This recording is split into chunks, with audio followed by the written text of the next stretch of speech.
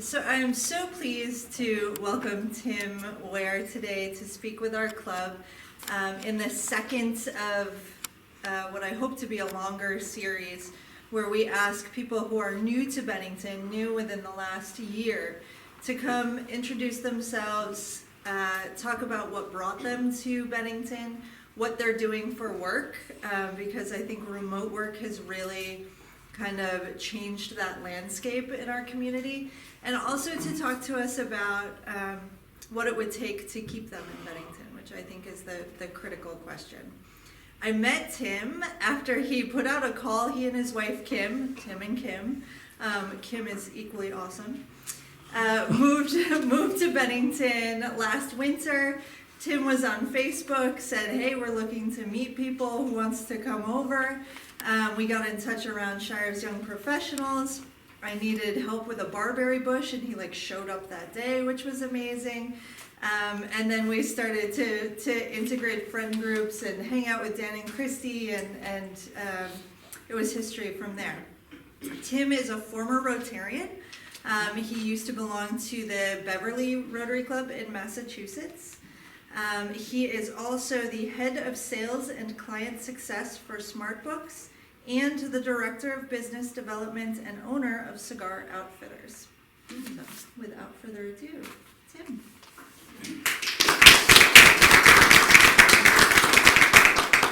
I'm Tim Ware. Moved here December 10th of 2020, so obviously moved here right in the middle of COVID. My wife and I got married on the 4th of December back in Massachusetts, where we're from, and we moved here 6 days later, which aggravated the hell out of my in-laws, but that's a whole different story.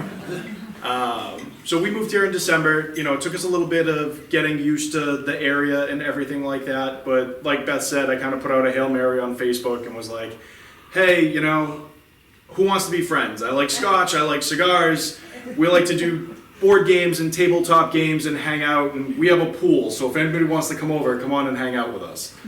And the rest is really history from there. I met Dan just a couple of weeks after that, met Matt Harrington and a whole bunch of other young professionals in the area, and I gotta tell you, Beth rolls out the welcome wagon. You need more people like Beth in the community, because I've talked to a lot of other folks like us that have moved here, and a lot of them didn't have the same experience I had. I moved here, wanted to be part of the community. Beth reached out and welcomed me and went out of her way to integrate me into the community, integrate me into a social group. But we have a lot of other friends that we've met now that did not have that same experience. They've been here for a year and a half, 2 years, and still have yet to find anybody to hang out with, yet to find a social group. And a lot of people have come to me candidly, and I've experienced it myself, and said there's still a very big pushback against Flatlanders. And I've experienced it. I've called contractors and tried to get contractors to come out to my house, which if you ask any of the contractors that have been to my house, I pay cash, day of. Like, you want to come to work on my house. But I've had contractors not call me back, and then I've had friends with 802 phone numbers in the community call that same contractor and get a call back the same day.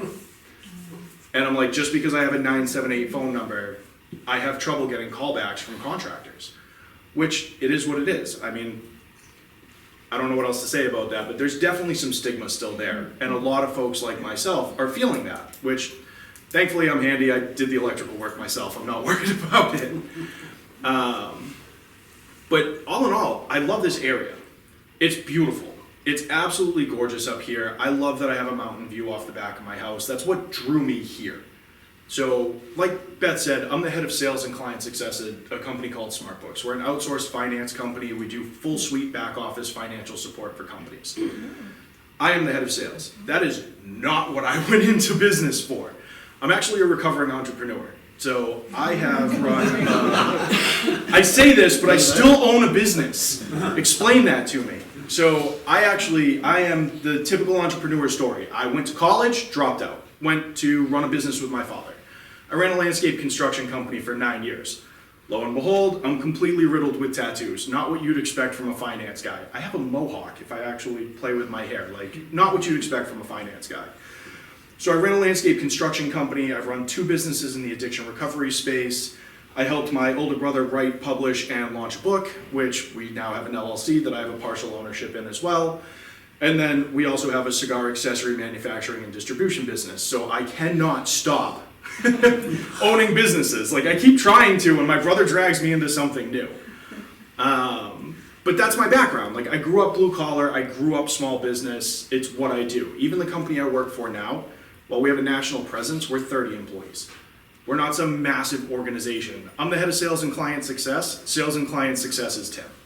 That's it. I don't have a team. I don't have a whole bunch of people that work for me. I'm not with some huge company. Like, small business is really at my core. So that's kind of my background. But I've been working from home for the last 5 years. So with COVID, my wife works Department of Defense private contract. She works for Raytheon, which, this is New England. Pretty much everybody knows what Raytheon is. She works on the business development team, and she was working from home during COVID, and we put in the formal request to Human Resources to permanently transfer her to work from home, and they approved it. So we're like, what the hell are we doing living in Eastern Massachusetts? Like, I grew up in Beverly, Mass. It's a coastal town, insanely expensive to live there. When I grew up there, it was a poor factory town. That's what it was. We had the United Shoe. We had the factory that built the machines that the shoe factories used.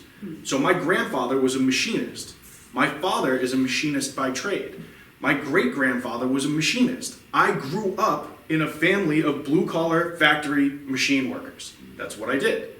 So it was weird for me. My whole town changed when I was about 15. They tore down the factory. I remember having a picnic with my father and my younger brother at the pond behind the factory, and we watched them blow up the smokestacks. It was one of the coolest experiences as a teenager ever. But it completely changed the whole town. And we became this white-collar town, and me and my father did great with the landscape construction, as all of a sudden there were a bunch of doctors, lawyers, accountants, all these people moving into town to work in the new commercial facility that was built. It was awesome. I made a ton of money doing stonework. Decided to give it up. I'm a type 1 diabetic, and working outside with my hands was going to kill me. So I gave up the trades and decided to get a job at a bank. So I spent 5 years working in commercial banking. It was a trip. I started as a bank teller making $10 an hour and worked my ass off and became a branch manager, and then eventually a mortgage lender and a commercial lender, and then transitioned over to where I am now. So that's kind of how I got here. But I look at a town like Bennington and I'm like, these are my people. I'm like, I grew up in a blue collar town. Like, this is awesome. I love it here. So I love living in Bennington. There's so many cool things and so many cool people and so many just down to earth people here that it's awesome. It's a great area. I do think that there's some things that we might want to work on to keep folks like me and Kim here. Like, we make a good amount of money, and there's a few things that we want when we live somewhere. We want availability of service and quality of service. Those are the two things that we want the most. And both of those areas are areas I see Bennington struggling, particularly when it comes to contractors. The contractors that there are here are aging out. The good contractors that I've worked with here, and mind you, I've spent almost $75,000 on my house this year. So I've spent a lot of money with contractors. Worked with about a dozen over the course of the year. And the only ones that do good quality work are the older guys. That's it. I think of Donnie Latiff. Donnie Latiff is the man. That guy should have retired 10 years ago. But he is the man. He's amazing. But what I don't see is any young contractors that have any clue what they're doing. And I think a really smart investment that the community could make here is in vocational scholarships. It's not necessarily about bringing out-of-towners in. We're coming. Whether you like it or not, we're coming. There's a wave of people that get to work from home. And I'm not paying $700,000 for a house in Eastern Mass when I can get a beautiful mountain view for $350,000.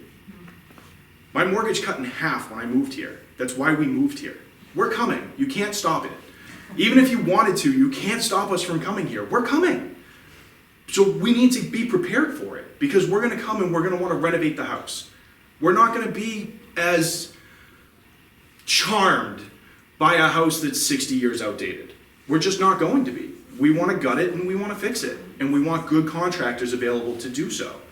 So I think an investment in vocational scholarships around here for the folks that live here. I'm not saying let's bring in Massachusetts people and train them how to be electricians and plumbers. Let's take the guy making $14 an hour, Let's subsidize his income for 6 months, send him to school, and get him set up making $20 an hour as an electrician when he comes out of the vocational program. We can do that. There's money there. The state is literally giving $7,500 a piece to people like me to move here. But I'm not going to move here and work for your company. I'm either going to move here and start my own company, which is another area that if we incentivized folks like myself would be great. I'd rather see an incentive to come here and start a business rather than just come here and work for yours. Those are the kind of things that are really going to draw folks like me here and keep us here. Is that availability of service, stepping up some of that service, and incentivizing us in the things we want. I'm a serial entrepreneur. I will start another business in this community. I will. It's just a matter of time. Like I said, I spent 75 grand on my damn house this year. I don't have a little extra cash lying around right now to start another company, but I most likely will, in the next 3 years time frame, start a business here, probably right downtown, and it's going to be something good. I've seen a dozen gaps in service for things that I know folks like us are going to want. I don't know where I could go get a good pedicure right now that's not Manchester or Albany. I'm a man who likes pedicures. Where can I get a good pedicure? Posh Place, Where is that? Because, going west out of town. great, give me their info. Because I want to go spend some money and get my feet taken care of. But those are the things, like, we don't even know that exists. I've been looking. I've been Googling, trying to find it, asking people, and people don't know where I can go get a good pedicure until you talk to that one person who knows where I can. Like, a lot of the services aren't made readily available. You have to know somebody who knows somebody, or you got to have been here for a long time to know the right person to call. I never would have known Donnie Ladiff exists as a plumber if I hadn't talked to like 6 people that have lived here for 25 years and gotten that recommendation. Never would have found him, and he did great work. The plumbing in my house was a disaster. Wasn't even vented. I had to have him come in and rip out all of the plumbing for my 3 bathrooms and redo all of it. Like, but Donnie can do that. But where's the next Donnie? Somebody name me a plumber under 35 that you could recommend me. You can't. Name me an electrician under 35 that you can recommend me. Those are some of those things that are going to keep us here. I mean, I don't know. Like I said, I'm not trying to be critical of the area. I think you guys are doing a great job. I friggin' love it here. I bought a house here. I have great friends here. Dan has been a tremendous friend to me. His wife is awesome. I actually like their kids, and we don't really like kids. So, like, he's doing a great job as a father, husband, all of that. He's great people. And he introduced us to Ken and Alexis, and Casey and Tori are coming over to watch the Patriots game. Sorry, you Giants fans in the room. I know some of y'all are Giants fans. I'm a Patriots fan. But, great people here. I just think that there's some smart areas we could reinvest in this community that would elevate the level of service and the availability of service that would continue getting more folks like us who have a lot of discretionary income to spend here and want to spend here to get here and stay here. I don't think a $7,500 check to incentivize me to move here, meaningless. Absolutely meaningless. I don't care. Like $7,500, yeah, it's a good amount of money. It's not going to just make my decision to move to Bennington from coastal Massachusetts. Never going to sway me. But if I saw that there's strong infrastructure here with contractors and all of those things, that makes me want to move here. If I see most of the houses have been renovated in the last 10, 15 years and the economy is blooming and growing here, that's going to draw me here. And we don't need more out-of-towners brought in just for the sake of bringing them here. We need to actually invest in this community. We need to make sure that the people here get a step up. Being okay with working for $13 an hour at Walmart is not okay. It's a great job for kids and college kids. But why is a 50-year-old person who could have been retrained or a 40-year-old person who could have been retrained by the community working for $13 an hour? It doesn't make sense to me. I don't know. That's my shtick. That's my soapbox. I think that the area is doing great. There's a lot of momentum heading in the right direction. And I really just want to see this community thrive. I really do. I think this is a great town. I think there's great people here. I want to see you guys thrive. I want to be part of that. So let me recover from spending so much money on my house, and you'll likely see a business opened by me sometime in the future, or at least some real estate purchased by me in the near future. But I'm happy to be here.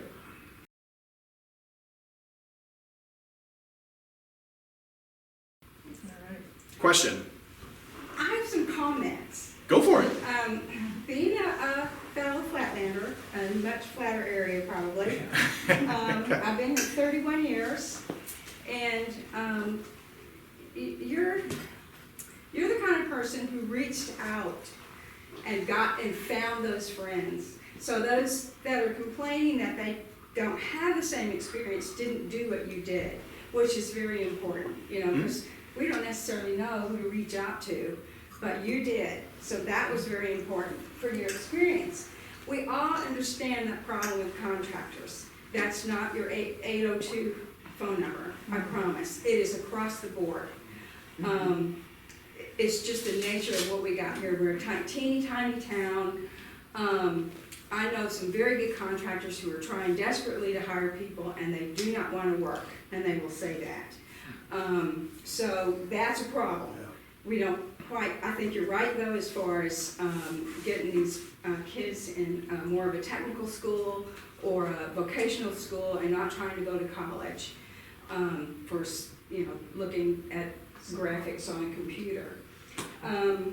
The other thing is it took me a long while to understand and learn how to live in a small town and what that meant, because I've never lived in a small town, and that was my biggest adjustment, where everybody knows everybody, and I'm thinking, no, they don't. There's 15,000 people in this town. Yeah, they do. And they're all related, so be careful.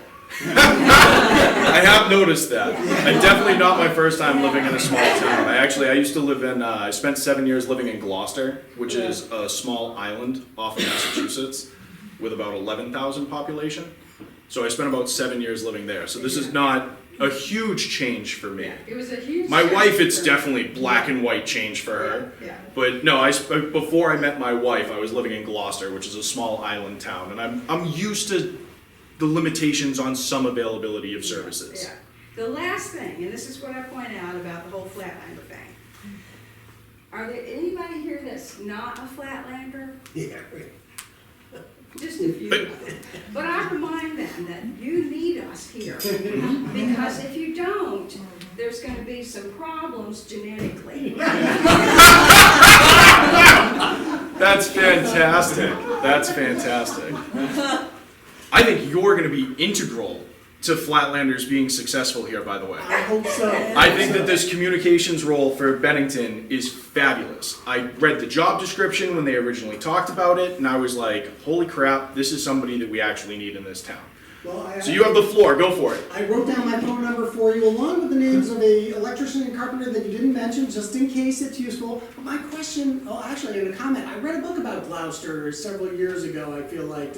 I don't remember the title, I apologize, but it was such a gripping vision of that community, so it was really cool to hear that you had a connection with that as well. And my question for you is, what type of board games do you like?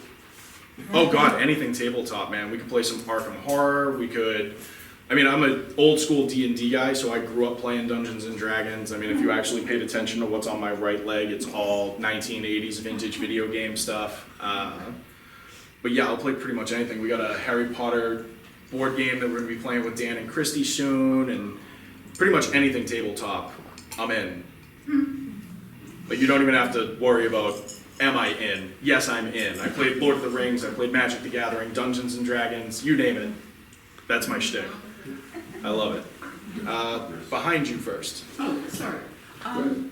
Aside from playing inside things, what do you do outside? What are your outside hobbies? So my wife and I have kayaks. We go kayaking. We've been out on Harriman twice. Yeah. We've been out Lake Shaftesbury 3 or 4 times.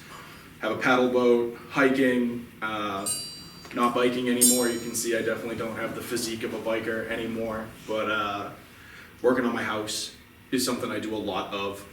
Well, you had just mentioned how much you love the area, and for Yeah, me, for me, it's the yeah, outdoors. for me, I'm not from here either, and I just love the wealth of opportunities to get outside and see nature and be part of it. Yeah, we've probably hiked 16, 17 Yeah. trails around Yeah. here so far. Like I said, kayaks, paddle boat. I love doing that kind of stuff. I didn't bother getting a hunting or fishing license this year because it was my first year here and I don't really know enough about the area, but next year I'm probably gonna get a fishing license and do some stream fishing, which I've never done before. I'm a deep sea fishing guy. So I'm gonna have to get used to the whole like river stream fishing, cause I mean, what's the biggest body of water around here? Harriman? It's not even that big. But yeah, I'm excited for all of that. I love the outdoors. We need someone like you to hawk the vocational thing, because we offer scholarships and we've done everything to try to split it up so 2-year school, vocational, we include all those things, not just 4-year. And it's been very difficult to get anybody to apply for them. We have a vocational center here that's linked through the school. It's a good place to start, but we need to get people that are willing to go in and they have an electrical program, they have various programs, but I think we need this talked up, and I'm glad to see you've got the enthusiasm to do that. Yeah. Get with him. I would be potentially interested in helping out with something like that. I think that it's interesting because I've talked to many, particularly young men over the years about how successful you can be in the trades. You know, the landscaping company that I ran with my father, we were doing $2.5 million a year with 9 employees. Like, I'm a stonemason by trade. That's what I do. I didn't go to school for it, but I apprenticed under a stonemason who'd been doing it for 40 years. And I'm a stonemason by trade. I don't do stonework anymore. Kill me. Just a real quick. Call Tatro. I've seen Tatro's work. It's tremendous. I actually, so the house we bought on Jefferson Heights has a massive retaining wall around the whole property, and Tatro did that wall. And I inspected it myself, and I was like, all right, this dude knows how to do a wall, because this is actually done correctly. So I can vouch for his work. But yeah, I mean, I'd be more than happy to talk about it. Like, I'd still be in the trades if it wasn't for my medical condition that would have killed me. Working hot days in the summer, outside, in a pit, laying stone, was literally gonna be the death of me. So it's why I stopped it. But I loved working in the trades. I was in great shape. I didn't have this. My Lord, I was shredded when I did stonework. What happened? My wife always tells me if she met me back then, whew! I also have maybe comments, last question, and it pertains to the vocational. And because you come from somewhere else, I have a sense, and I have 2 sons, both out of college at this point, but one did great in college, one college was not a good choice. He flunked out, and I feel, and maybe you can address this, that our society puts a lot of pressure on people to go to college, and that's why, I mean, my youngest didn't look at vocational because that was perceived as like what kids who can't go to college do. Yeah. And I know that's a bigger problem than we can fix, but having someone young who's enthusiastic and Yeah. say there's great options for vocational.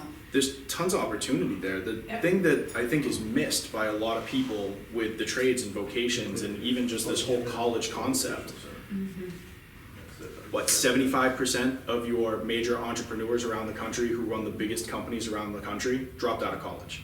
Right. They dropped out of college. Not for nothing. You go to college to be a good worker at a high level. You drop out of college and run your own business to be the boss making more than everybody in the room. And that's true about every entrepreneur I've ever met in my life. If you're good at being an entrepreneur and running your own business, it doesn't matter if you're starting an Amazon, an electrical company, a stoneworking company, it doesn't matter. You're gonna have more money than everybody else in the room. Well, also as an electrician, plumber, people need you. Yeah, I mean, there's no you're shortage like of demand. at the core of what we need. Like, not for nothing, even where I came from, like, we had tons of contractors like that. Plumbers bill out at $300 an hour in Eastern Massachusetts. Electricians bill out at $250 to $300 an hour. The union guys that I'm friends with back home make over $150,000 a year. Union plumbers, union electricians. I don't understand why we're telling people to go get 2 degrees that they're going to owe $400,000 on over the rest of their life that they can't afford to pay back. To get some working for $50,000 for somebody else's living. They don't realize. It doesn't make sense. You just have to couple a little bit of business sense with that vocational background, and you will be able to, with just one helper, run a business making $400,000 a year. I'm right on the front lines of what you're talking about. I've been running a contracting business here in Bennington for the last 40 years. And I've talked with the state trying to get an apprenticeship program, and all you do is run into bureaucracy. And I've talked to teachers in this very room that have the attitude, well, if you can't get an education, get a trade. And my retort to them is, give them an education, then I can teach them a trade. But they come in the door, and I had to laugh at one. I says, fill out this application form, right? And he was a graduate from Mount Anthony, and he spelled Anthony wrong. I said, come on.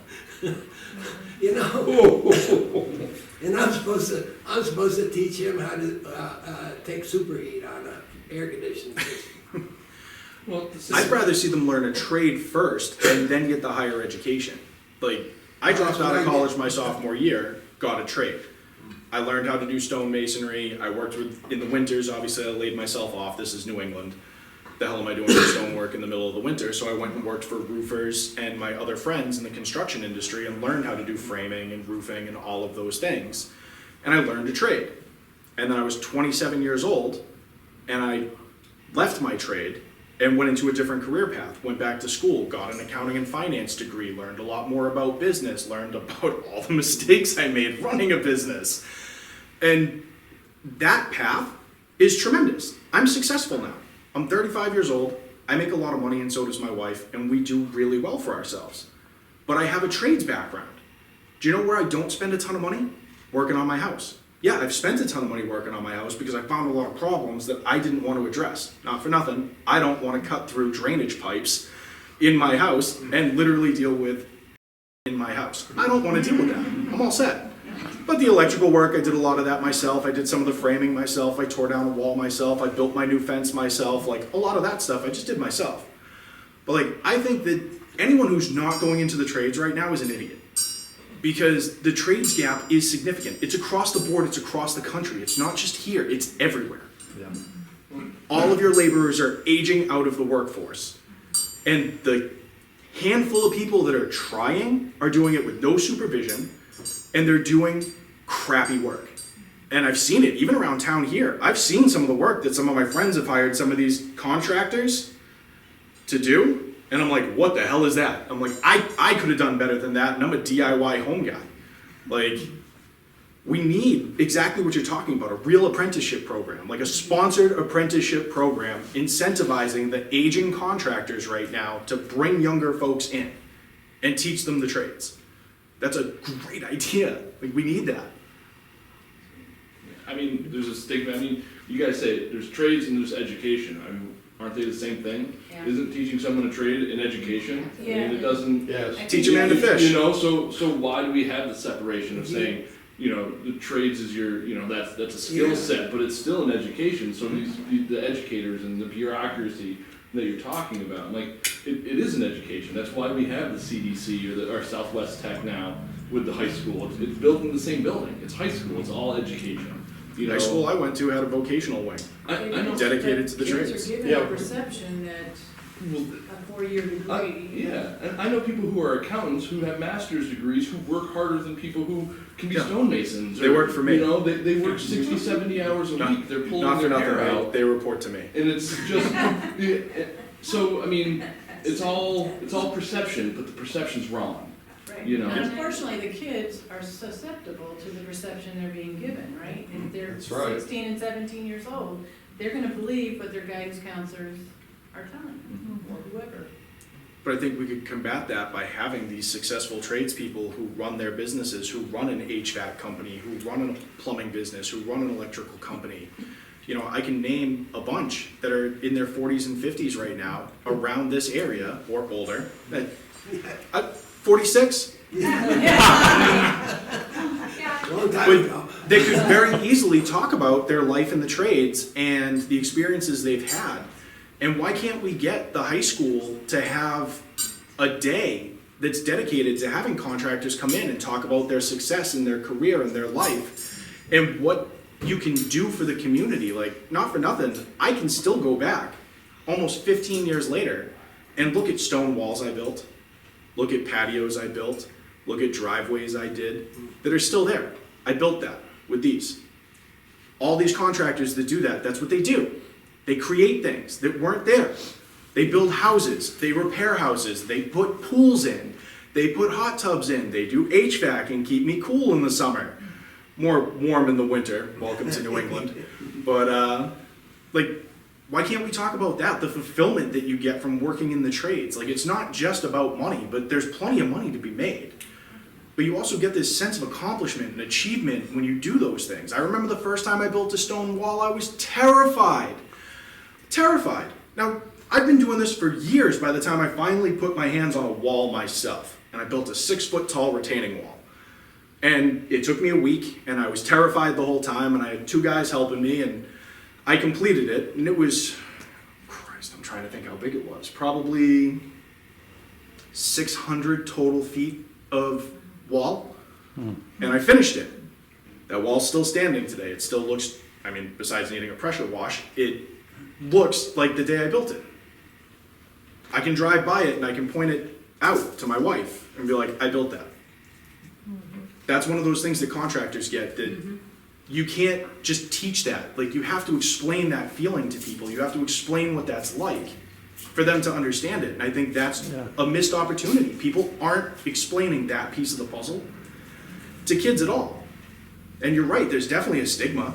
My parents made me go to college. Even though my father ran a landscaping company and was a machinist by trade, my father told me I would amount to nothing if I didn't go to college.